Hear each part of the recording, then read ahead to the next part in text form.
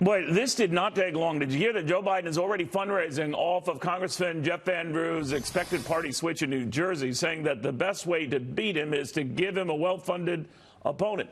To Democratic fundraiser Don Peebles on this new fundraising pitch, among many changes we're seeing out of the part of the prominent presidential candidates and I guess others as well. This guy wants to switch. He's kind of in a no-win situation. He'd have a tough time getting even nominated again, we're told. But in a district that the president won, this was his only recourse. What do you think? Yeah, well, I think he made a political decision based on the political backdrop. I mean, the Democrats are making it very hard for centrist Democrats or Democrats who have recently been elected from districts that Trump won by pressing the impeachment agenda. I think that is a big challenge. And so I'm surprised more Democrats aren't swapping out to. Yeah, I thought in this guy's case, they're making an example of him. Don't you ever consider you other 30 who came and won in districts that the president won in, before even contemplating this? Yeah, I think they're trying to make an example out of him. But I mean, I think it should cause Democrats to pause. I think that the trajectory of this impeachment process, as opposed to saying we've got this booming economy, how do we make it so that more people are included in it? How do we use a growing economy to close the wealth gap and the income gap? And instead, they are focused entirely on trying to stop Trump and making him unelectable.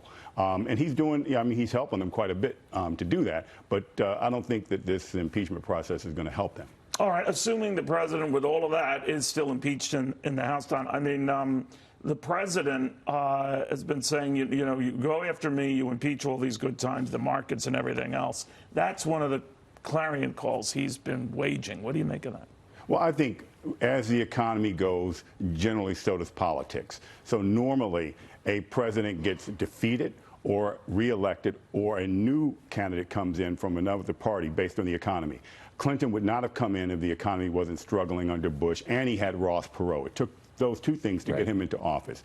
Barack Obama would not have been president had it not been for the financial crises under George Bush and the country wanting something different to switch parties. Right now, Trump is getting the benefit of an amazing economy, I think started by Obama, and Trump has been smart enough to build on that progress.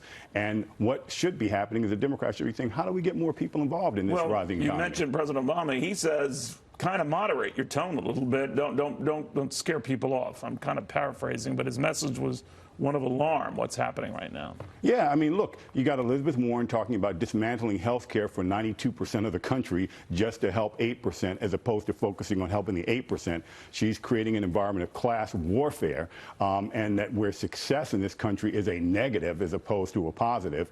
And then you got Bernie Sanders all the way over to the left as well, going to democratic socialism. So somewhere there needs to be a moderate candidate, and that was what Joe Biden has been offering, and he needs to stick to that game plan. You don't say what you will of him. He always leads in these polls. I mean, or is doing fairly well with all the flubs and everything else. What do you think of that?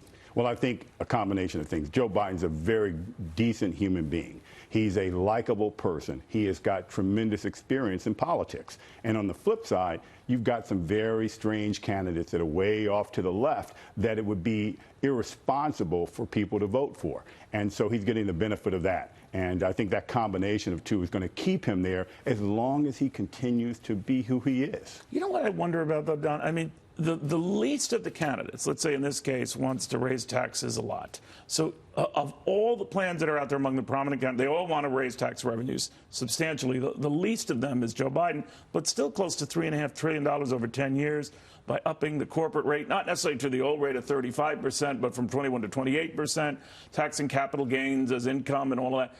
So if that's the tax friendliest of the candidates, wouldn't the president have a field day with that?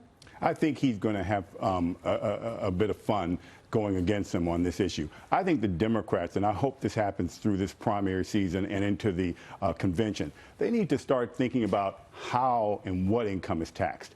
capital gains on dividend income is one thing. Capital gains on where people are creating huge amounts of wealth and not creating jobs is But another. the Democratic Party is getting a reputation for hating rich people. Well, I know, and that's, I think, a bigger danger. It's not just hating rich people. It seems like there's this idea that if you are successful, it's a bad thing. I mean, Warren and Buttigieg are attacking each other based on having jobs in the private sector. Right. I mean, the whole concept was you do well in this country in the private sector, and then you give some of your time back to the public sector by serving in office, like, say, Mike Bloomberg did. I mean, that's a good thing.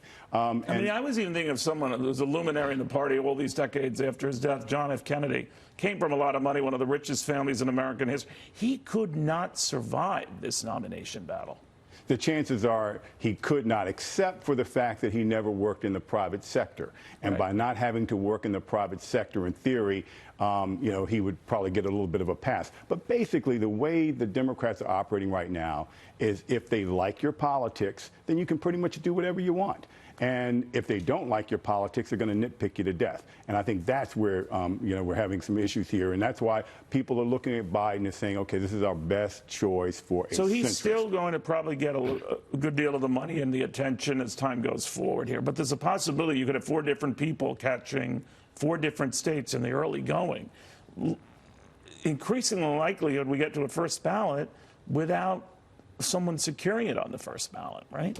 Yes, but I think that we have to see how effective Mike Bloomberg is. Yeah. Mike Bloomberg has an infinite amount of money. He has some very talented people around him, top pollsters like Doug Schoen and others around him, and he's already spending $50 million. And he's at 5%. I mean, so he's going to move more. And as these other candidates continue to come up with these, you know, kind of bizarre approaches and these anti-wealth, anti-successful approaches, I think a centrist like Bloomberg will be more attractive. That's Wall Street would like a Bloomberg type, right? Yeah, I think. I mean, if they were to lose the president, they don't want to lose the president because red or blue, they like green. They made a lot of money under this president. But if it were to happen, they could deal with a Bloomberg. Yes, they could deal with a Bloomberg. They could deal with a Biden. They could certainly deal with, say, Cory Booker, who surprisingly hasn't gotten much traction. They could deal with a Deval Patrick. I mean, someone who's more centrist, someone who's pro-business and socially progressive. And that's where the country, by and large, is. All right, we'll see what happens. Don Peebles, thank you very, very much.